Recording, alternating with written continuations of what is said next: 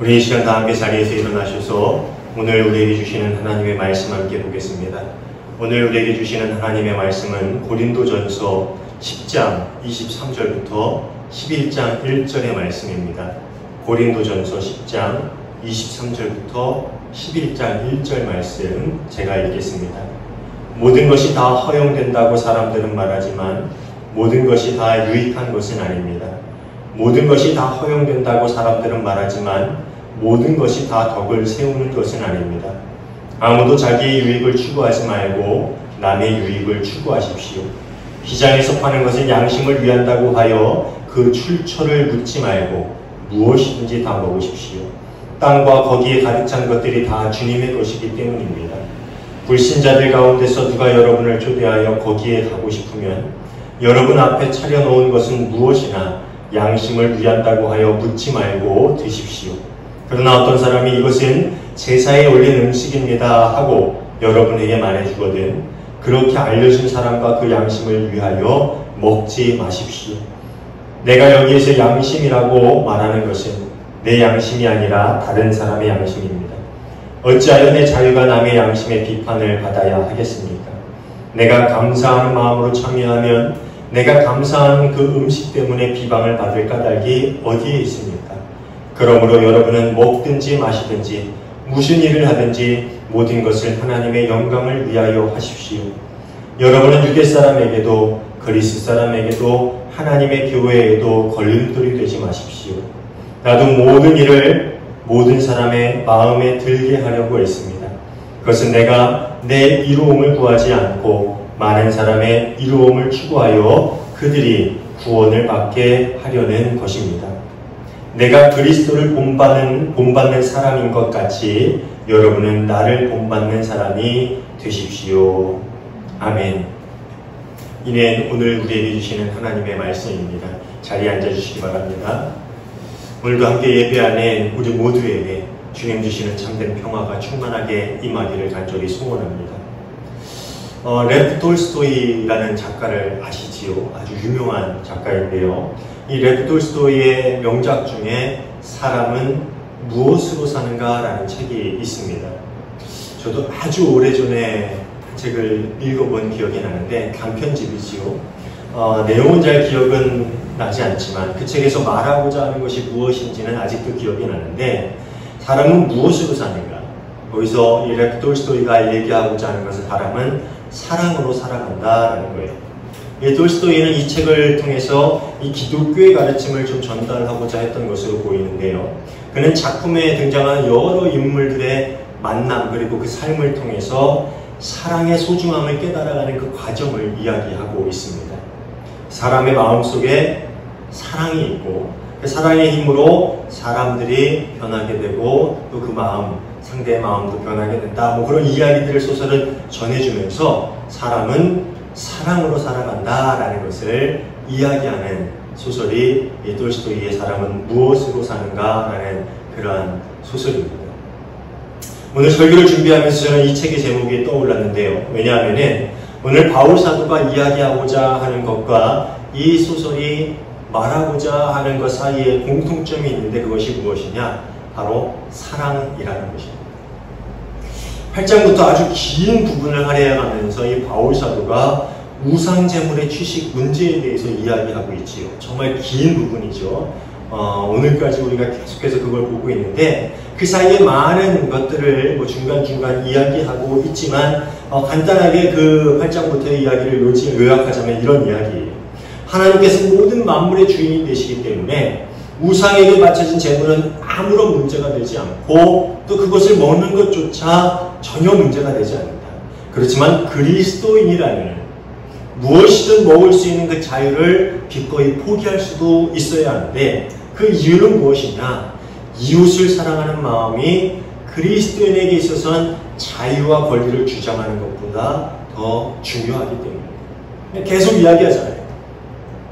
우상 문제도 중간에 이야기를 하고 그런 거를 빙자해서 우상숭배를 자연스럽게 참가하는 사람들을 비난도 하지만 8장부터 우상제물의 취식 문제 때문에 일어나는 고린도 교회의 갈등에 대해서 이야기하고 있잖아요.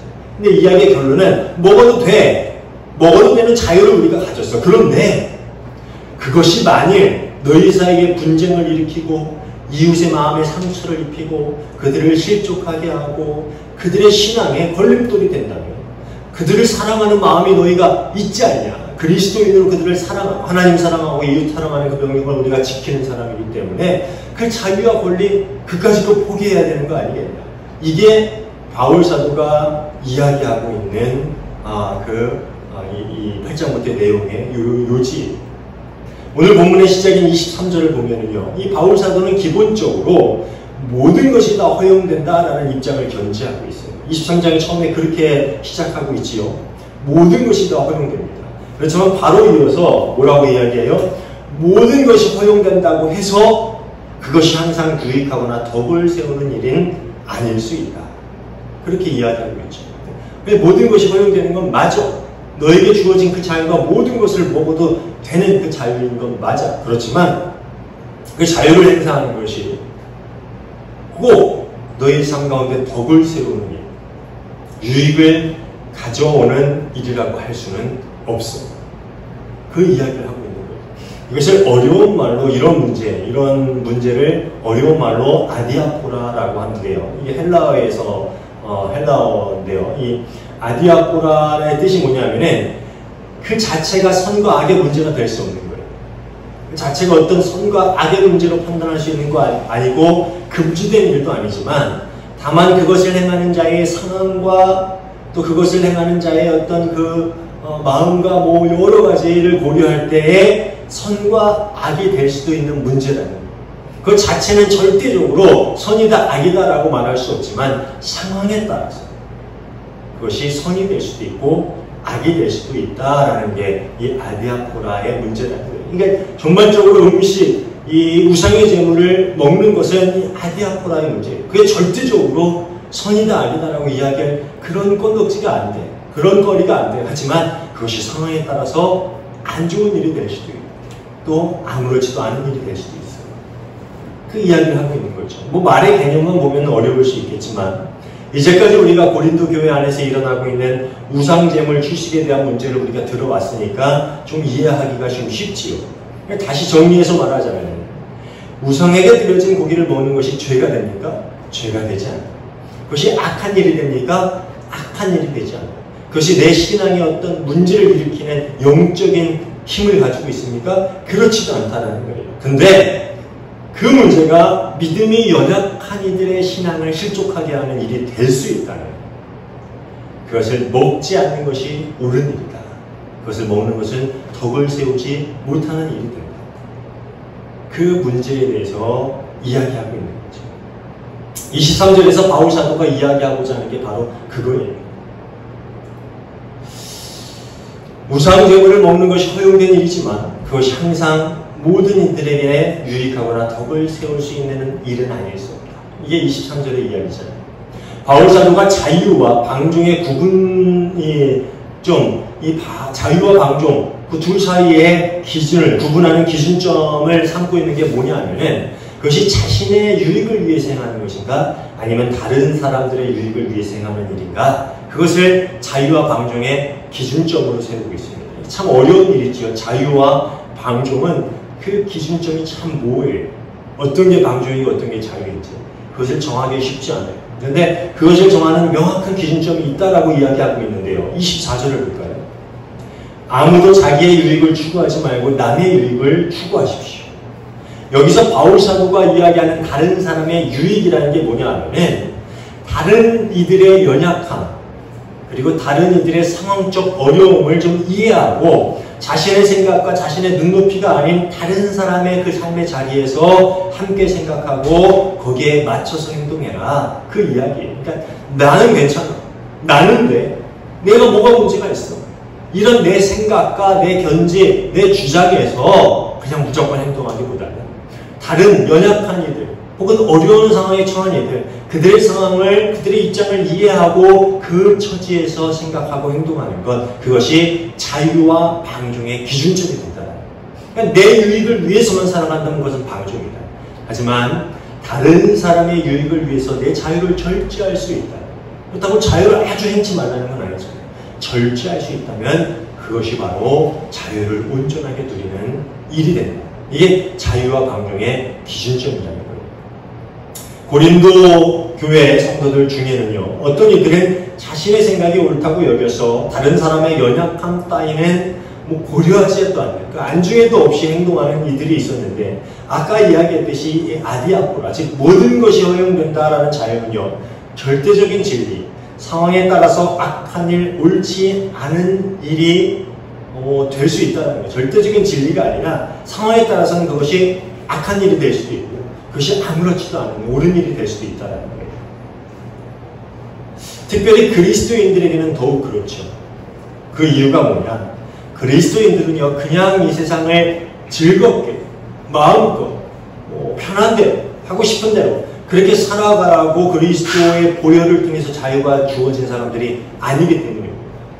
그리스도인들은 이 땅에서 하나님 나라를 세워가야 하는 사명을 가진 사람들이죠. 그 사명이 주어진 사람들이에요. 그리고 그 사명은요, 그리스도 공동체를 잘 세워나가는 데에서부터 시작하는 것이죠. 우리가 교회 공동체도 온전히 세워나가지 못하고 이 안에서 서로에게 상처를 주고 어떤 연약한 이들의 입장을 고려하지 않고 그렇게 하나 되지 못하면요, 어떻게 우리가 이 땅에서 하나님 나라를 세워나갈 수 있다라고 이야기할 수 있습니까? 그렇기 때문에 이 바울 사도는 자신에게 주어진 자유를 자신의 유익을 위해 사용한다거나 혹 그 자유를 주장해서 다른 이들의 신앙에 걸림돌이 되는 일이 생긴다면 그것은 자유가 아니라 방종이다. 그것은 결코 옳은 일이 될 수 없다라는 그런 이야기를 하고 있는 것입니다. 이게 23절 한 절에 나와 있는 그 짧은 구절에 담고 있는 함축적인 의미입니다. 그리고 25절부터 이야기하는 바울 사도의 보면은 일관적인 이야기예요. 우리가 이제까지 들어왔던 이야기인데요. 시장에서 파는 것은 무엇이든지 그냥 묻지 말고 먹어라. 그 출처를 묻지 마. 그게 어디서 나온 것인지 묻지 말고 먹어라. 그 이유는 너의 양심을 위해서 그렇다. 이렇게 이야기하는 이유가 뭐냐 하면은 당시 이 헬라 고린도 시장에서 판매되는 유통되는 고기들 중에 많은 부분들이 우상에게 제물로 드려졌다가 시장에 나와서 팔리는 것들이었기 때문입니다. 그 당시 우상숭배가 성행했었다 그랬잖아요. 그러니까 많은 사람들이 우상숭배에 제물을 드리는데 그 중에 많은 부분들을 제사장이 취하게 되어 있습니다. 근데 제사장이 몇 명이나 된다고 그 많은 제물들을 다 가져서 다가 먹을 수가 있겠어요? 못 먹죠? 그럼 어떻게 하냐? 자신이 먹을 걸 제외하고 나머지는 시장에 갔다가 이 상인들을 통해서 판매합니다. 그러니까 이 시장에 많은 고기들이 우상에게 제물로 드려졌다가 팔리는 거예요. 그렇기 때문에 우상에 드려졌던 것이다라는 것을 알고 고기를 사서 먹는다면 이 마음속에 불편함이 있을 수 있잖아요. 그렇죠? 혹여나 난 신앙이 괜찮아. 그래서 그럼 괜찮으면 굳이 물을 필요도 없고. 근데 내가 좀 깨림직해서 그것을 묻고 먹으면은 이게 우상에게 드려진 제물인데 이러면은 이 신앙의 양심이 문제가 될 수 있기 때문에 내 양심을 위해서 그냥 묻지 말고 먹어. 왜? 괜찮아. 내가 괜찮다고 하는 하나님의 모든 것이 주인이기 때문에 괜찮아. 26절에서 그렇게 이야기하고 있잖아요. 세상의 모든 것은 다 주님의 것이기 때문에 괜찮다. 그러니까 묻지 말고 먹어. 그러니까 바울이 이야기하는 견지, 그 바울의 요지는 늘 한결같아요. 아무런 문제가 되지 않는다. 그런 자유가 너에게 주어졌어. 그러니까 먹어도 돼. 근데 바울 사도가 또 한 가지 경우를 이야기하는데요. 불신자 중에 어떤 사람이 식사에 초대하거든 식사를 위해 차려놓은 음식 또한 출처를 묻지 말고 먹으라. 이거 어느 고기로 만든 거예요? 묻지 말고 먹으라는 거예요. 사실 고린도에서 신앙생활하는 대부분의 성도들은요, 이방인들과 교제를 하지 않을 수도 없었겠죠. 많은 이방인들과 교제를 하고 함께 식사 자리를 갖는 것도 일상 다반사였을 겁니다. 근데 그들 중에서 혹시 자신을 초대해서 식사를 대접하거든 그 음식의 출처를 묻지 말고 그냥 먹으라는 거예요. 기껏 초청했는데 이 음식이 어떤 거예요? 우상에게 맞춰진 거예요? 그럼 내가 양심 있고 이렇게 못 먹잖아요. 그럼 그 사람과의 관계도 좀 꺼림직해질 수 있잖아요. 그러니까 그런 거 묻지 말고 그냥 먹어라. 근데 예외가 하나 있어요. 28절을 한번 볼까요? 그러나 어떤 사람이 이것은 제사에 올린 음식입니다 하고 여러분에게 말해주거든 그렇게 알려준 사람과 그 양심을 위해서 먹지 마십시오. 그러니까 굳이 출처를 묻지 않고 먹어도 되는데 만약에 그때에 누군가 그 음식의 출처가 우상에게 바쳐진 고기입니다 라는 그 사실을 밝히면은 그때는 그 음식을 먹지 말라. 그 이유가 뭐냐? 난 양심상 뭐 거리낌이 없어요. 우상에게 바쳐졌다 해도 나는 괜찮습니다. 네가 그렇게 여겨도 먹지 마. 왜? 그렇게 출처를 알려준 사람의 양심을 존중해야 하기 때문이다. 그 사람의 양심을 지켜줘야 되고 그 사람의 신앙을 지켜줘야 되기 때문이다. 그 이야기를 하고 있는 거예요. 이 말은 뭐냐 하면은 누군가 이건 우상에게 바쳐진 제물입니다 라고 말했다면은 그 사람 마음속에 뭐예요? 그리스도인이 우상에게 바쳐진 제물을 먹으면 안 되지 않나? 그런 생각이 있으니까 그렇게 얘기하는 거잖아요. 혹은 내가 이렇게 얘기했을 때 너 먹나 안 먹나 한번 볼까 하는 시험하는 마음이 있을 수도 있잖아요. 뭐 여러 가지 상황에는 뭐냐? 그 사람 마음 가운데 그리스도인이 우상에게 바쳐진 제물을 먹으면 안 되는 거 아니야? 뭐 이런 마음이 조금이라도 있으니까 그걸 얘기했다는 거죠. 아니면 다르게 나도 교회 다니는 사람인데 내가 우연히 그 음식의 출처를 알았어요. 근데 다른 그리스도인이 그것을 묻지 않고 먹으려는데 내 마음에 걸려서 그 우상에게 바쳐진 제물이에요 라고 말했다면 그 말한 사람은 분명히 뭐예요? 우상에게 바쳐진 제물에 대한 그 양심의 거리낌이 있잖아요. 그러니까 뭐냐? 그 사람의 양심의 상처를, 그 사람의 마음에 상처를 주지 않게 하기 위해서 먹지 마라라는 거예요. 그렇게 이야기하는 사람이 누구든지 어떤 경우든지 우상 제물을 먹는 것이 누군가에게 거리낌이 되거나 누군가의 신앙에 걸림돌이 될 수 있는 여지가 조금이라도 있다면 그 음식을 먹지 말라는 거예요. 왜냐하면 그 음식이 나에게 아무런 문제가 되지 않을 수 있지만 내가 그 음식을 먹는 것을 보는 누군가에게는 그것이 걸림돌이 될 수 있고 그것이 그 사람들에게 유익이 되지 않는 그런 안 좋은 일이 될 수도 있기 때문이다라는 거예요. 이 바울의 말이 좀 정신이 없죠. 우상 주식에 대한 문제가 정신없고 먹으려는 거 어떻게 해야 하는 거. 근데 좀 이제 하도 오래되니까 좀 이해는 가시죠.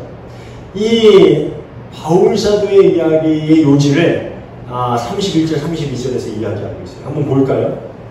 그러므로 여러분은 먹든지 마시든지 무슨 일을 하든지 모든 것을 하나님의 영광을 위하여 하십시오. 여러분은 유대 사람에게도 그리스 사람에게도 하나님의 교회에도 걸림돌이 되지 마십시오. 이게 요지예요. 먹고 마시는 게 중요한 게 아니야. 먹어도 돼. 근데 먹고 마시는 그게 하나님의 영광이 된다면은 그렇게 해도 돼요. 왜? 그것은 아무런 문제가 되지 않아요. 그렇지만 그것이 하나님의 영광이 되지 않는다면 하지 말아야지. 유대 사람에게도 헬라 사람에게도 그리고 그리스도인들에게도 누구에게도 상처가 되는 일이 아니어야 돼요. 그것이 중요한 문제이기 때문에. 중요한 문제는 먹고 마시는 문제가 아니에요. 먹어도 되는가 안 되는가 그 문제가 중요한 게 아니라 그 행위 자체로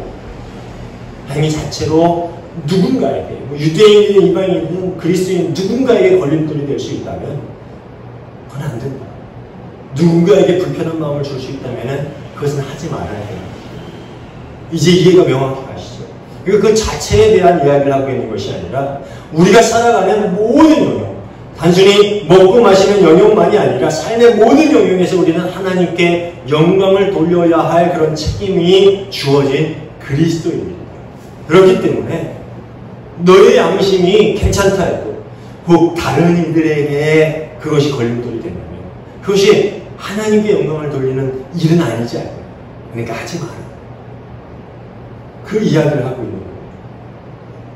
바울이 유대인들에게도 복음이 전해지기를 바라는 마음으로 이 율법으로부터 자유로운 자가 되었지만 그는 정결 예식도 행하고 또 자신의 전도 여행에 동참하는 디모데에게 할례를 행했다라는 것을 우리가 이전에 보았잖아요. 왜 그랬어요?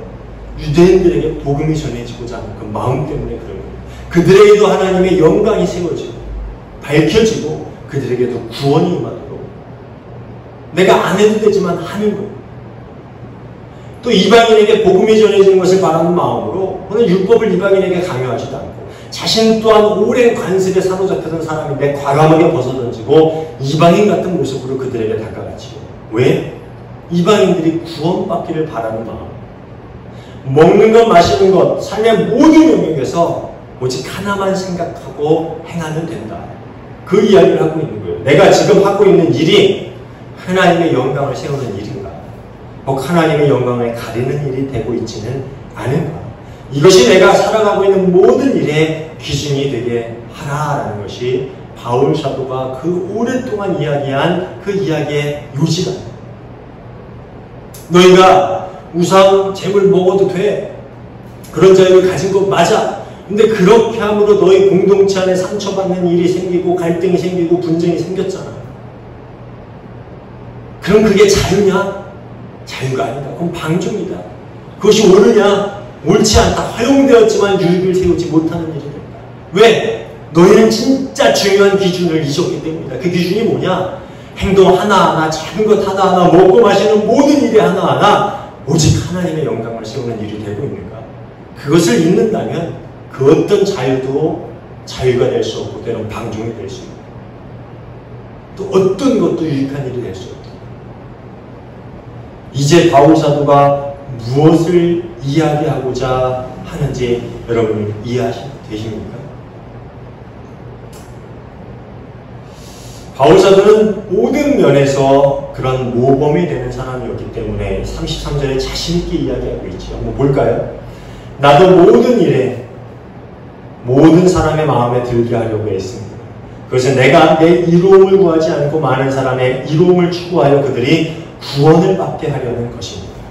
바울은 유대인들에게도 헬라인들에게도 그리스도인들에게도 모든 이들에게 유익이 되는 모습을 보여주려고 그렇게 유익이 되는 삶을 사려고 노력했는데 그 이유는 단 한 가지, 누구든지 구원에 이르게 하기 위해서. 그 이야기를 하고 있는 거예요.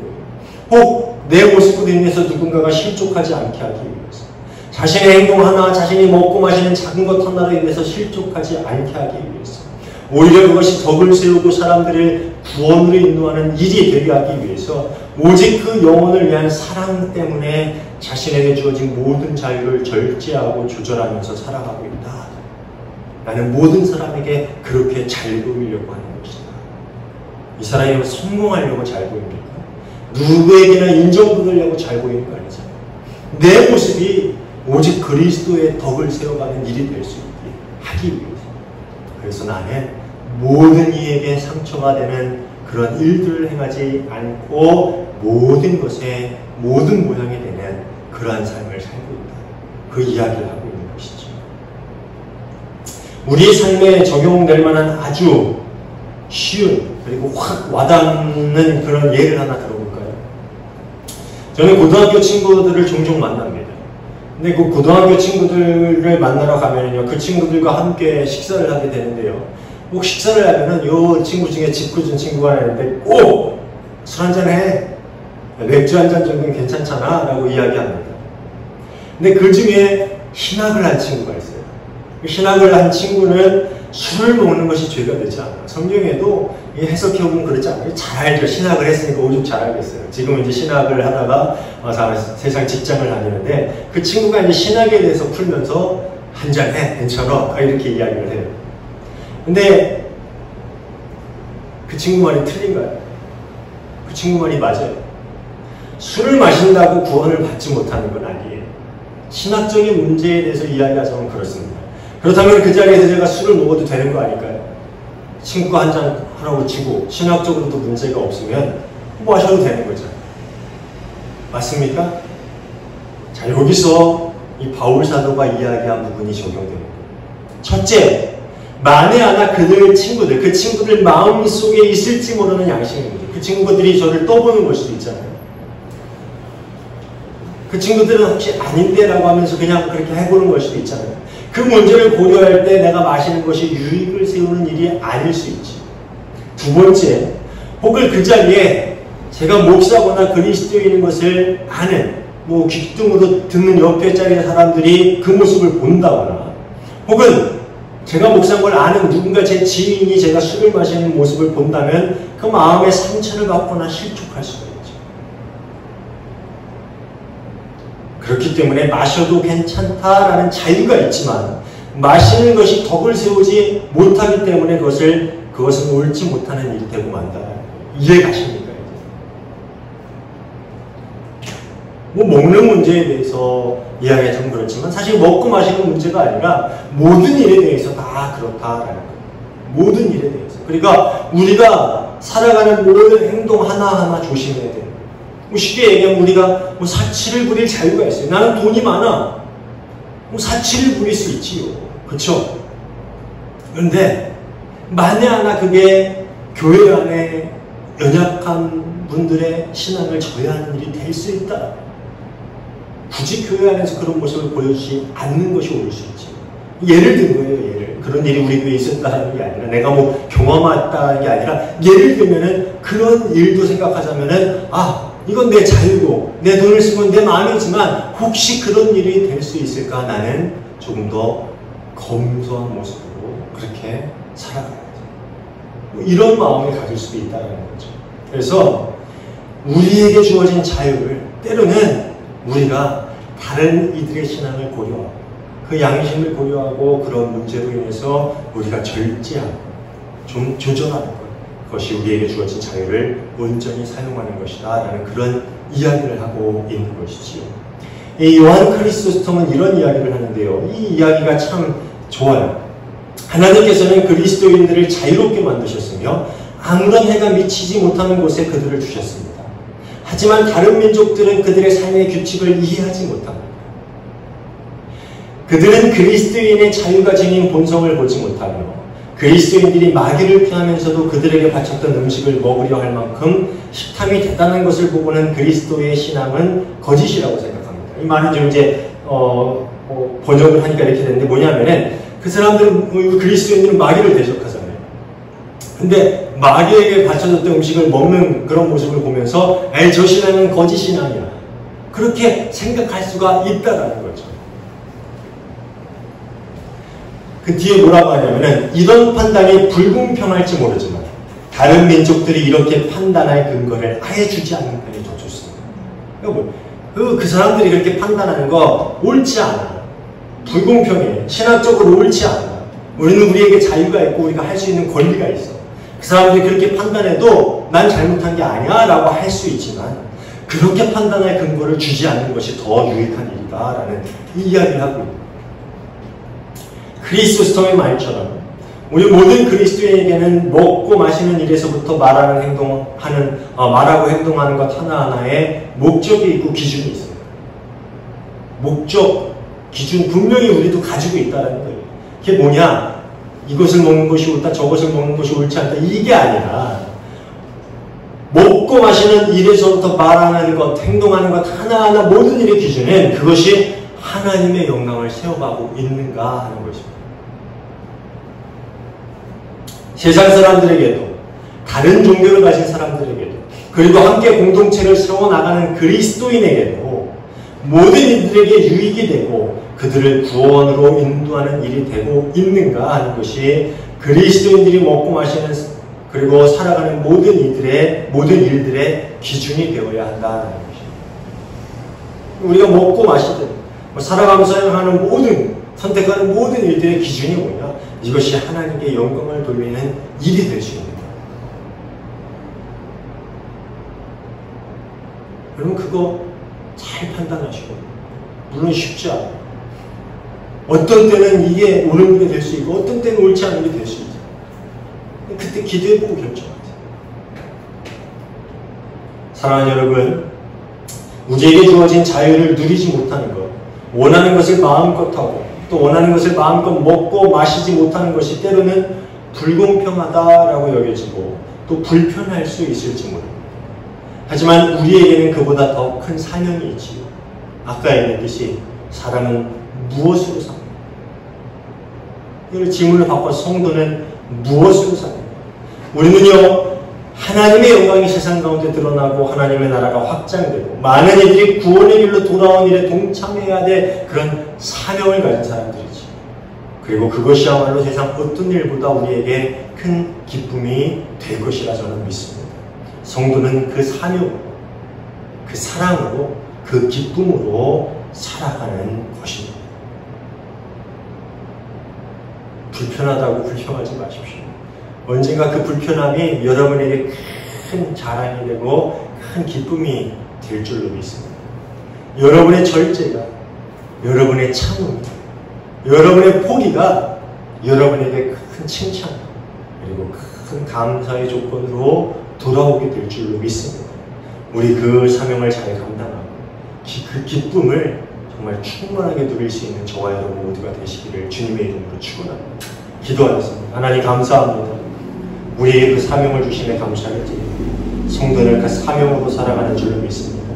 주님께서 맡기신 그 사명으로, 그리고 이웃을 사랑하고 하나님을 사랑하는 그 사랑으로, 그리고 그 가운데서 주어지는 그 기쁨으로 성도가 살아간다라는 것을 믿습니다. 우리 그 사명 잘 감당하게 하시고 그 사랑을, 주님께 받은 그 사랑으로 주님을 사랑하고 이웃을 사랑하게 하시고 정말 그 가운데서 참된 기쁨을 누리는 우리 하원교회 성도들 모두가 되게 하여 주시옵소서. 우리 삶 가운데 우리에게 주어진 참 자유를 잘 사용함으로 하나님께 영광 돌리고 하나님 나라를 온전히 세워가는 저희 모두가 되게 하여 주시옵소서. 우리의 삶 가운데 늘 함께 하시며 우리를 인도하여 주실 줄 믿고 감사하며 예수님 이름으로 기도하옵나이다. 아멘.